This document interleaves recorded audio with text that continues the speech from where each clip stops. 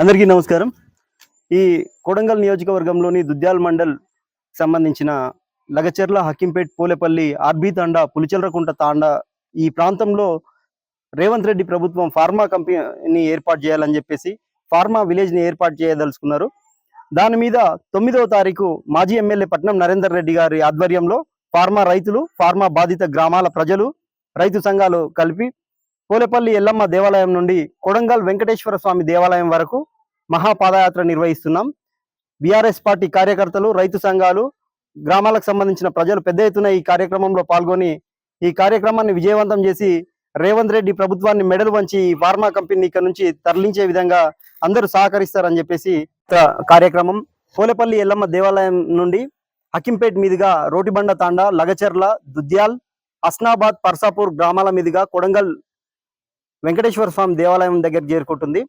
అదేవిధంగా pharma village ఈ ప్రాంతంలో ఏర్పాటు చేసినట్లయితే ఈ ప్రాంతంలో చిన్న చిన్న కమతాలు ఉన్నటువంటి రైతులంతా నష్టపోయేటటువంటి పరిస్థితి ఉంది. వీళ్ళకు జీవనోపాధి లేక హైదరాబాద్, బాంబే లాంటి నగరాలకు వలస వెళ్ళి అడుక్కు తినేటటువంటి పరిస్థితి ఏర్పడుతుంది. ఈ ప్రాంతంలో ఉన్న రైతులకు ఖచ్చితంగా ఇక్కడే వ్యవసాయం చేసుకునే విధంగా రేవంత్ రెడ్డి గారు గతంలోనే హామీ ఇవ్వడం జరిగింది. ఈ ప్రాంతానికి నీళ్ళు తీసుకొస్తా అని. నువ్వు నీళ్ళు తెచ్చినట్లయితే ఈ ప్రాంతంలో చక్కటి వ్యవసాయం జరుగుతుంది. అది వదిలేసి ఫార్మా కంపెనీలు ఎందుకు ఏర్పాటు చేయాలనుకుంటున్నారు? ఈ ప్రాంతంలో ఈ ప్రాంత యువత ఎక్కడికి వెళ్ళిపోవాలి? ఈ దేశానికి స్వాతంత్రం రాకముందు నుంచి కూడా ఇక్కడ భూములు కలిగినటువంటి రైతులు ఉన్నారు. వారసత్వంగా తాతల ముత్తాతల నుంచి ఇక్కడ భూములు వచ్చినాయి. ఈ ప్రాంతంలో అద్భుతమైనటువంటి పంటలు పండుతాయి.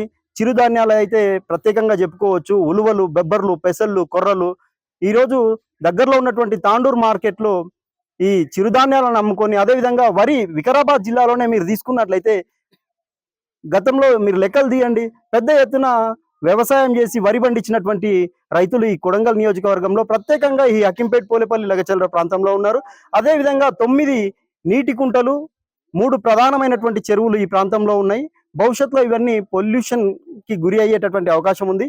కొడంగల్ నియోజకవర్గంలోనే అతిపెద్ద చెరువు దండం చెరువు. దండం చెరువుని రేపొద్దున హైదరాబాద్ లోని హుస్సేన్ సాగర్ లాగా మార్చేటటువంటి ప్రయత్నం ఈ ప్రభుత్వం చేస్తా ఉంది. అదేవిధంగా ఈ ప్రాంతంలో పశుపక్షాదులు, ఈ ప్రాంతంలో ప్రధానంగా వ్యవసాయంలో భాగంగా పాడి పరిశ్రమ కూడా పెద్ద ఎత్తున ఉంది. గొర్రెల పెంపకం అయితేనేమి, మేకల పెంపకం, పశు పోషణ, ఆవుల పెంపకం ఇలాంటివి. ఈ రైతులంతా ఈ పశువులను తీసుకొని ఎక్కడికి వెళ్ళిపోవాలి? అదేవిధంగా పక్షులకు సంబంధించినట్టయితే ఈ ప్రాంతంలో జాతీయ పక్షి అయినటువంటి నెమళ్ళు ఉన్నాయి. అదేవిధంగా రకరకాల అరుదైన జాతుల పక్షులు ఉన్నాయి. జంతువుల విషయానికి వస్తే ఈ మా ప్రాంతంలో కృష్ణ జింకలు అనేవి ఉన్నాయి. ఈ కృష్ణ జింకలు అయితేనేమి, అడవి పందులు అయితేనేమి, కుందేళ్ళు అయితేనేమి, నక్కలు, తోడేళ్ళు ఇవన్నీ ఎక్కడికి వెళ్తాయి? ఈ ప్రాంతాన్ని మీరు నాశనం చేసినట్లయితే ఈ ప్రాంతంలో పెద్ద ఎత్తున నష్టం జరిగి ఈ ప్రాంత ప్రజలతో పాటు ప్రకృతి కూడా వినాశనానికి గురవుతుంది. కాబట్టి ముఖ్యమంత్రి గారికి మేము మీడియా ముఖంగా తెలియజేస్తా ఉన్నాం, అయ్యా దయచేసి మీ నిర్ణయాన్ని వెనక్కి తీసుకోండి. మీరు కొంతమంది ఫార్మా కంపెనీల యజమానులకు మీరు లాభం చేకూర్చే విధంగా చేస్తూ ఉన్నారు. ఈ ఫార్మా కంపెనీలను ఈ ప్రాంతం నుంచి తరలించండి, రానియకుండా చూడండి. మా ప్రాంతంలో వ్యవసాయమే చేసుకుంటాం. మీరు కొడంగల్ లిఫ్ట్ ఇరిగేషన్ ఏదైతే పెట్టినరో దాని ద్వారా మా ప్రాంత రైతులకు నీళ్ళు ఇవ్వండి, వ్యవసాయం చేసుకుంటాం అని చెప్పేసి తెలియజేస్తా ఉన్నాం. ఫార్మా కంపెనీలు వద్దు. గతంలో మీరు చూసుకున్నట్లయితే ఎలక్షన్ ప్రచారంలో భాగంగా యాచారం దగ్గర మీరు మాట్లాడుతూ ఫార్మా కంపెనీలు ఈ చక్కటి పల్లె ప్రకృతి ఏదైతే ఉందో ఈ ప్రాంతంలో ఎందుకు ఏర్పాటు చేస్తున్నారు అని గతంలో మీరు పెద్ద ఎత్తున విరుచుకుపడి ఫార్మా కంపెనీలు రానియమని చెప్పినారు. మరి అలాంటిది నీకు ఇక్కడ రాజకీయ భిక్ష పెట్టినటువంటి కొడంగల్ నియోజకవర్గంలో బ్రతకడానికి నువ్వు వలస వస్తే మేం కదా నీకు ఈ రోజు ఈ ప్రాంతం నుంచి ఎమ్మెల్యేని చేసి రాష్ట్రానికి నాయకత్వం వహించే విధంగా ఈ రోజు మీరు ముఖ్యమంత్రిగా ఉన్నారంటే కొడంగల్ ప్రజల దయా దాక్షిణ్యాల వల్లే కదా.